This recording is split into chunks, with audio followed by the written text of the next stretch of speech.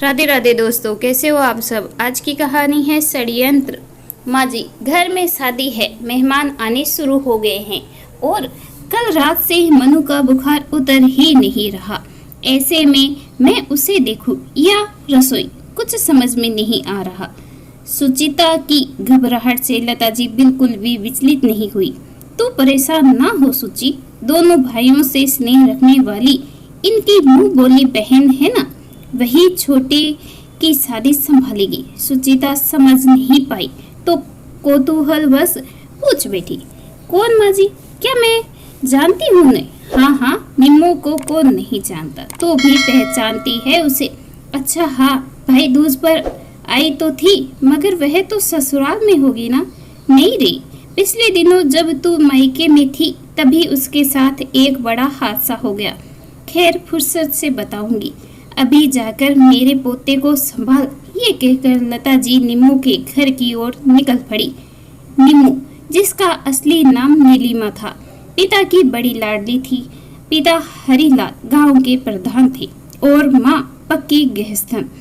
उनका पूरा दिन अनाज खलिहन सहजन व मजदूरों से काम लेने में निकलता था। 3 बड़े भाइयों की इकलौती बहन, उम्र में सबसे छोटी, जिसमें सबकी जान बसती थी। बड़े भाइयों और निम्मो की उम्र में बहुत फासला था।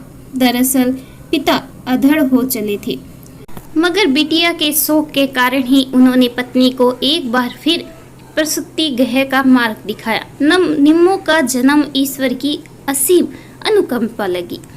घर गृहस्थी से ऊब चुके दंपति के घर आंगन में बेटी का खिलखिलाना जैसे किसी गरीब को दिवाली पर बोनस मिलने जैसा था। बिटिया को पूरे समय अपनी नजरों के सामने रखते, खूब लाड जताते। धीरे धीरे निम्मो बड़ी होने लगी। भाइयों के साथ जब स्कूल पहुंची तो मजाल था कि कोई उसकी ओर आंख उठाकर भी देख ले। लड़के तो लड़के, लड़कियां भी बात करने की हिम्मत नहीं जुटा पाती।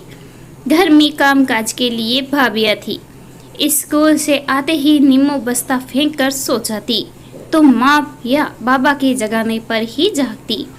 इस तरह वह अल्लड़ किशोरी पहले हाई स्कूल की, फिर इंटर पास कर ली। 90 के दशक में छोटे गांव में कॉलेज था नहीं, तो उसकी पढ़ाई लिखाई ठंडे बस्ते में चली गई। जवान बिटिया को अकेली शहर पढ़ने लिखने भेजने से शेखर उसका विवाह करना लगा और हरिलाल जी ने धूमधाम से एक सुयोग्य वर देखकर उसका विवाह रचा दिया। मगर सोचा हुआ कब होता है। विवाह के मास दिन भी ना बीते कि सब कुछ बदल गया। बदलाव प्रकृति का नियम है, मगर ऐसे क्रूर बदलाव पर रूह तो कांप जाती है। यही सब सोचती लता जी नीलिमा के आंगन जा पहुंची। नीलिमा के चेहरे पर नजर पड़ते ही उन्होंने अपनी भीगी आंखें चुरा ली। विवाह के दिन वह कितनी खुश थी। उसके सांवले सलोने चेहरे पर सोने के बड़े बड़े झुमके कैसे डोल रहे थे। लाल बनारसी पहनकर जो लाली दुल्हनिया विदा हुई थी, वह आज एक परिपक्वता के रूप में अत्यंत दयनीय दिख रही थी। धुंधली आंखों में जो चेहरा नजर आया, वह उसे रूपसी से कितना अलग था। लता ने थोड़ी हिम्मत जुटाई और कहने लगी, निम्मो, मेरी प्यारी निम्मो, सुन, तेरे जीतू भाई की शादी है, मेहमान आने लगे हैं, थोड़ा संभाल देगी। भाभी का बच्चा है ना, उसे से कुछ न किया जा रहा, इसीलिए तुझे ये जिम्मेदारी सौंप रही हूँ। हाँ काकी, क्यों नहीं, आजकल मेरा वक्त नहीं कटता, ऐसे भी घर में खटकती ही रहती हूँ, वहाँ कम से कम आप सभी का स्नेह मिलेगा। उसकी बातों से निराशा साफ झलक रही थी, पर लता जी ने उस वक्त कुछ भी बोलना ठीक ना समझा। गांव का समाज बदलते परिवेश से अछूता थोड़ी ही था। भाई तो वैसे भी अपने परिवार की फिक्र में जीते हैं। माता पिता भी एक उम्र ढलने के बाद अपनी मजबूरियां होती है। निम्मो जो एक मास पहले तक दुनियादारी से अनजान थी, वह सहसा समझदार हो गई थी। जिसने कभी खुद पानी लेकर न पिया हो, वह घर संभालना सीख गई थी।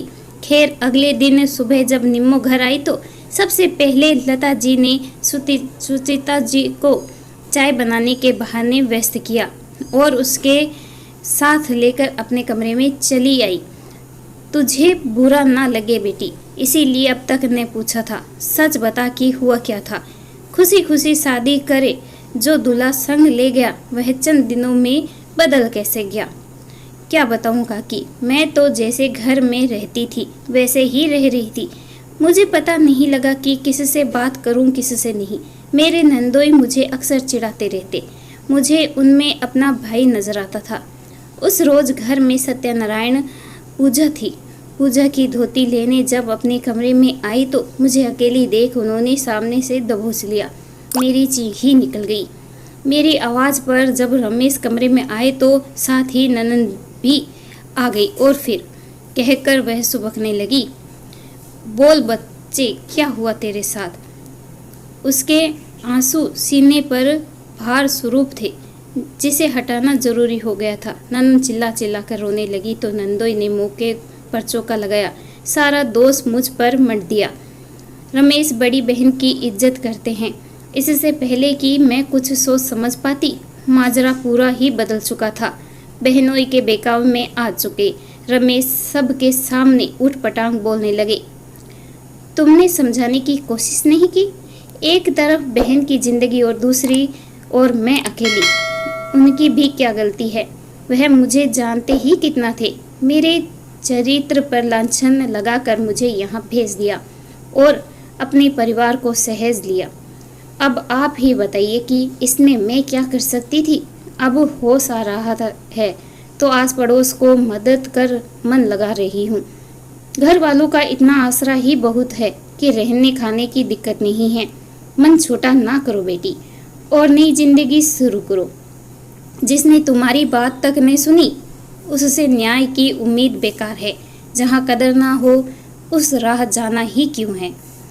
तुम अपने उत्थान में मन लगाओ। उसे ऐसा समझाया मगर उसकी दुख भरी बातें सुनकर स्तन रह गई।